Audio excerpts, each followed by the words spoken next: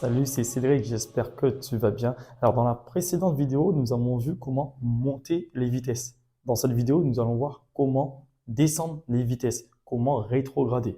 Surtout, pourquoi rétrograder, ensuite, quand rétrograder et pour terminer, comment rétrograder. Allez, à tout de suite.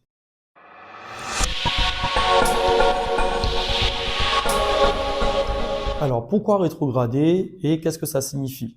Alors, ça signifie tout simplement passer les rapports immédiatement inférieurs, de la quatrième à la troisième à la deuxième, par exemple.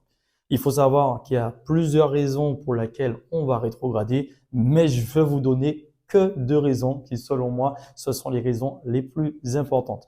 Alors, quand on freine, de 1, mais aussi quand on va relancer le véhicule dans une montée, par exemple. Ça, on va voir plus en détail par la suite.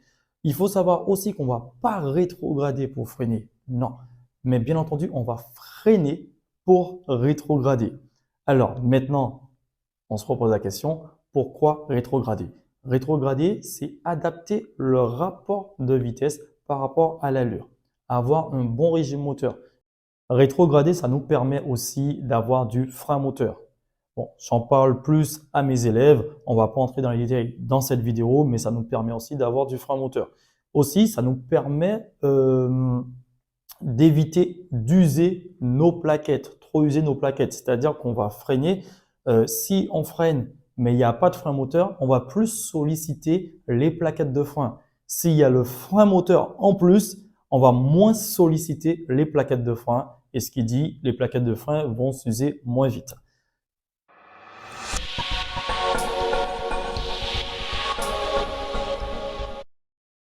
Nous avons trois repères pour descendre un rapport de vitesse. On a déjà le contour, quand la rotation du moteur va diminuer, c'est-à-dire quand on va freiner, la rotation du moteur va diminuer. Quand il va descendre à 1500 tours, c'est à ce moment qu'on va appuyer sur l'embrayage pour pouvoir descendre un rapport de vitesse.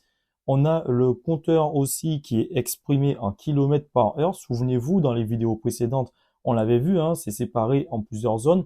Imaginons que nous circulons à 75 km/h, nous freinons. Quand on va descendre, quand on va arriver à 60 km/h, là, on va devoir appuyer sur l'embrayage pour passer le rapport inférieur, c'est-à-dire la troisième. Même chose quand on va arriver à 40 km/h. Vous allez voir que ça correspond plus ou moins au contour. Quand le contour est à 1500 tours, et ben en fait, ça correspond plus ou moins à ces zones. Et pour terminer, on a aussi le bruit.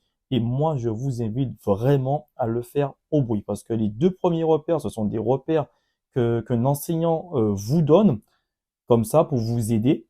Mais par la suite, il va falloir vous aider du son, le bruit du moteur. On prendra un petit exemple en roulant. Je suis actuellement à 74 km/h, je freine et regardez, à partir de 1500 tours, à ce moment, je vais appuyer sur mon embrayage justement pour passer le rapport inférieur.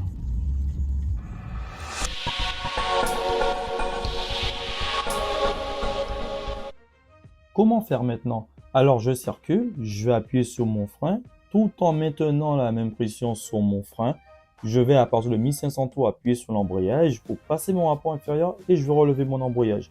Je vais retourner à 1500 tours, j'appuie sur mon embrayage pour repasser notre rapport inférieur et je fais remonter mon embrayage.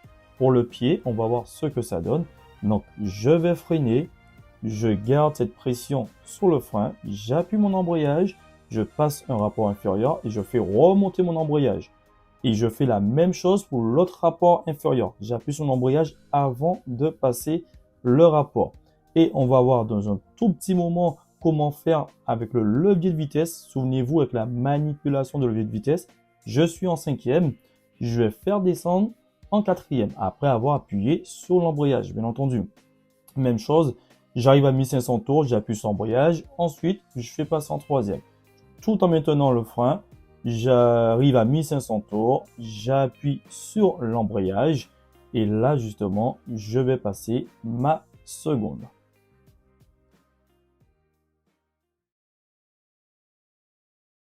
Attention, il ne faut pas relâcher le frein et appuyer sur l'embrayage pour passer le rapport de vitesse. Ça, non, il ne faut surtout pas faire ça. Ce qu'il faut faire, c'est maintenir la même pression sur le frein, d'accord? Et on appuie l'embrayage sans relâcher le frein.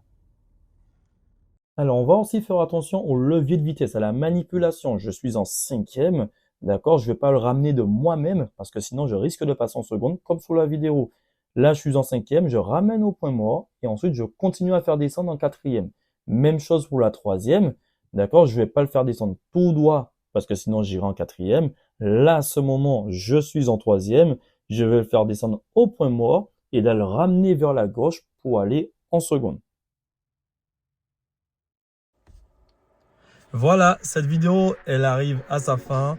J'espère maintenant que vous savez comment descendre les rapports de vitesse, ce qu'il ne faut pas faire aussi, surtout. En tout cas, si cette vidéo elle vous a plu, n'hésitez pas à liker, à vous abonner, mais surtout appuyer sur la petite cloche afin d'être informé dès qu'il y aura de nouvelles vidéos. Allez, je vous dis à bientôt. Ciao!